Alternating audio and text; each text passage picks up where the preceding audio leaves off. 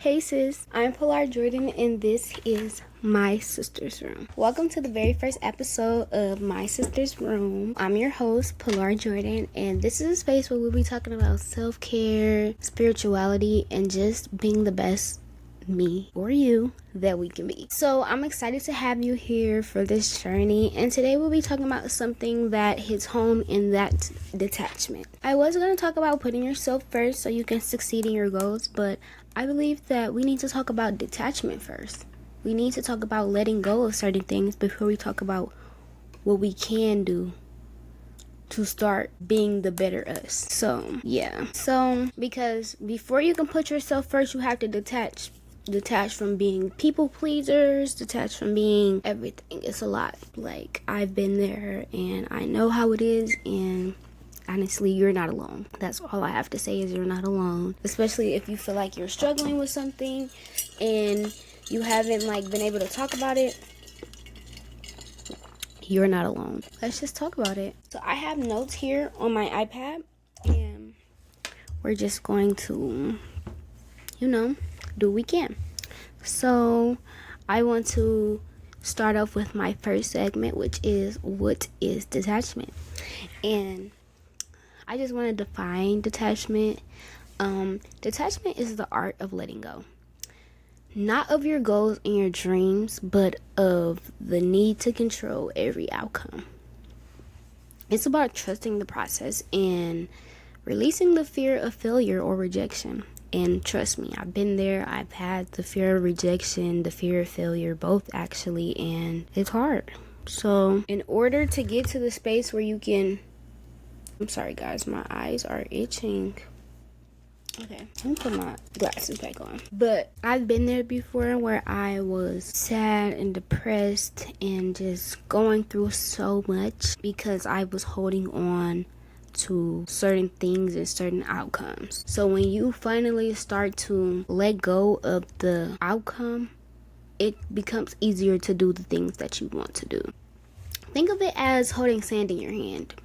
If you grip too hard, the sand will fall through your hand. But if you hold it loosely like this, it stays. Detachment doesn't mean you don't care. It means you care enough. Detachment doesn't mean you don't care. It means you care enough to let the things unfold naturally. Why is detachment important? Well, when you're overly attached to something, whether it's a relationship, a goal, or an idea, you put unnecessary pressure on yourself. That pressure can be stress, self-doubt, and even procrastination. Detachment frees you from that pressure. It allows you to focus on what you can control: your actions, your habits, and your mindset. The rest is up to God, the universe, and whatever you believe in. On this channel, we believe in God, but I'm not going to force you. Here's the key. Detachment isn't giving up, it's letting go of the obsession. So how do we practice detachment?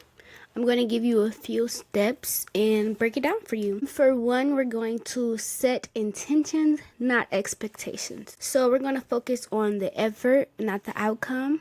For example, if you're working towards a goal, you should really commit to showing up every day, really fall in love with the journey, instead of fixating on when it's going to come or how it'll happen. Okay. Secondly, let go of control. Remind yourself that you don't control everything. What's meant for you will come for you. What's meant for you will find you when the time is right. Third, detach from approval.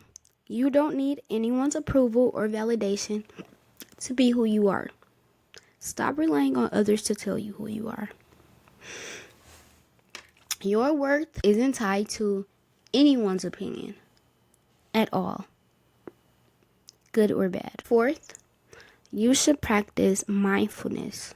So just a few days of breathing work, or meditation. Just practice being in the present moment. It will keep you out of your head or worrying about the future or dwelling on the past.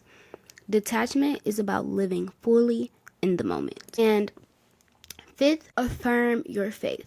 So for me, I am a child of God. I love God. That's my Father. And if you're spiritual, you should lean into your faith. Lean into the fact that you believe that God will do it. Have the faith that God will do what he needs to do. He will do what he told you he will. So don't be scared that God isn't going to show up for you, because if you know me, if you know God like I know God, he will do it for you. He will show up and it will happen. So don't be too caught up in things. Don't be too caught up in your future. Don't be too caught up in your past, because at the end of the day, even if you can't stop being in your head, God will have it. I don't want to say that you can't do it without God, but you can do all things with God. And I'm going to leave you with that. Okay, and I want to talk about how this detachment leads to success. When you detach, you allow yourself to grow without limits. You stop holding on to what's not serving you. That's fear, doubt, and even toxic relationships. Yes, that boyfriend that is messing you up, he got you in your mind about everything. Let that go. Those friends that aren't supporting you for real, they got you in your mind about like your friendship and where you guys stand. Let that go. You're worthy of that. You're worthy of having good relationships around you. And that's what I'm going to talk about next week, is what you can do to start putting yourself first for success. For example, say you're working on a big goal. If you're detached, you'll focus on the small steps that you can do today. But if you are obsessing over everything, then it will be hard for you to take that first step. That mindset shift keeps you consistent and motivated. Remember this: detachment doesn't block your blessings. It makes room for them. Detachment does not block your blessings. It makes room for them. I just want to say that letting go is not hard, especially when you've been holding on for so long. But detachment is not about giving up. It's about freeing yourself to grow, evolve, and receive what's truly meant for you. So as we wrap it up, I just want to leave you with this. What's one thing that you can let go of today? Maybe it's a fear or a habit or even a relationship that's holding you back. Whatever it is, trust that letting it go will bring you closer to your goals. Thank you so much for listening to the first episode of My Sister's Room. If this resonates with you, I hope to hear your thoughts. You can send me a message on Instagram or leave a comment. As always, remember, you are worthy, capable, and you are enough. Until next time, stay glowing, sis. Bye.